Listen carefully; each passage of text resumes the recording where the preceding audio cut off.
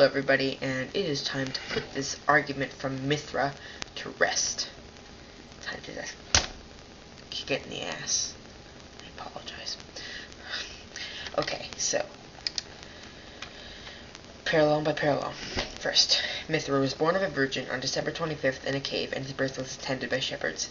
Actually, Mithra was born out of solid rock, fully grown, and left a cave behind. December 25th was taken much later from pagan religions, but this is irrelevant because the New Testament never dates Jesus' birth, and no one believed he was actually born on the 25th. The shepherds part is correct, but the shepherds also helped him out of the cave and did other stuff for Mithra. But this is not even relevant because, get this, any evidence that this was the belief of Mithra's birth dates to at least 100 years after Jesus. The case is clearly closed on this parallel. Alright, I just want to say something real quick. This is sort of messed up, so if my image freezes, the sound keeps going. Sorry. And I scripted this entire presentation here.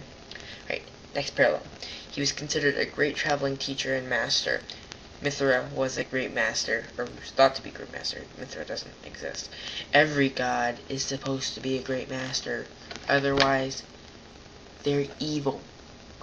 This parallel is extremely vague because Mithra never traveled, because Mithra was never thought to be on Earth. He never taught anyone because he never talked to anyone, because he was never thought to be on Earth. Next, he had 12 companions or disciples. Sorry, no evidence for this. Next, Mithra's followers were promised immortality. Sorry, no evidence for this. Next, he performed miracles. Yeah, if Mithra didn't perform miracles, how could he be called a god? This parallel is very, very, very vague. It's vague in the highest degree. Not the 10th degree. Right? I don't know the degrees thing. Okay. Next. As the great bull of the sun, Mithra sacrificed himself for world peace. That's completely false. Mithra killed a bull, and Mithra wasn't the bull. There is no evidence that he did this for world peace. Next, he was buried in the tomb, and after 3 days rose again. I'm sorry, there's no evidence that Mithra either died or was resurrected. Next, his resurrection was celebrated every year. There's no evidence for this, and it's basically impossible considering that there is no evidence that Mithra died or was resurrected. Both these were just fabricated out of thin air. Next, he was called the Good Shepherd and identified with both the lamb and the lion. The lion was Mithra's totem animal, but any evidence for this dates to at least a century after Jesus Christ. He was considered the way, the truth, and the light, and the Logos, Redeemer, Savior, and Messiah. There's no evidence for this. Next, his sacred day, the Lord's Day. His sacred day was Sunday, the Lord's Day, hundreds of years before the appearance of Christ. This is only for Roman Mithraism, which postdates Christianity. Iranian Mithraism is completely separate from Roman Mithraism. If you would like to argue against that, please provide evidence for that. Next, Mithra had his principal festival of what was later to become Easter, only for Roman Mithraism. Remember, postdates Christianity.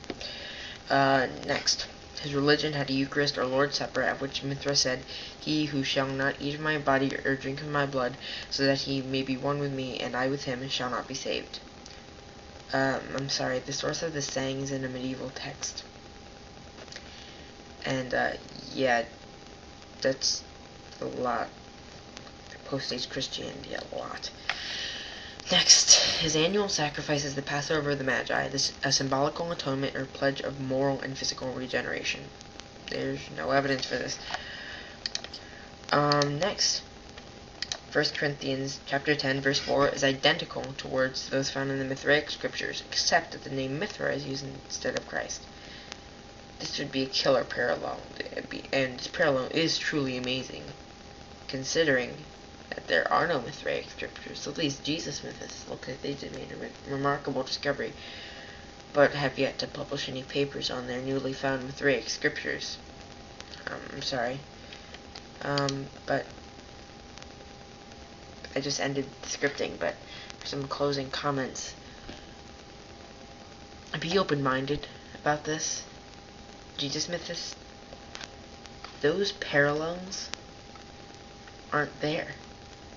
They're completely fabricated. They don't. Born out of a rock, didn't have 12 disciples, didn't even die, he killed a bull. He wasn't the bull. So, Jesus Mythos, please answer this video. Demonstrate that each of these parallels is completely accurate through the use of physical evidence, and show me some Mithraic scriptures. That would be really nice. And by the way, I'm still waiting for Jesus Mythos to answer my previous video, striking parallels between Osiris and Jesus. So, as some final comments, the reason I really don't like the Jesus myth theory is because it sent me basically into a severe crisis of faith, which is actually probably a good thing, because it got me to question things, which therefore got me to get answers, and now I can demonstrate the theory is complete BS. So I guess it'd be nice. And by the way, we got a tribute. I got most of this material from a website called tectonics.org. It's an amazing website. JP Holding,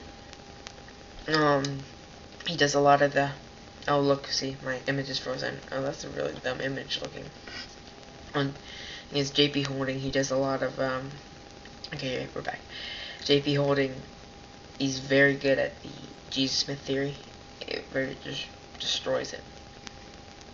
So, by the way, I did watch the Zeitgeist thing. It was pretty bad. So, okay, we're ending the video.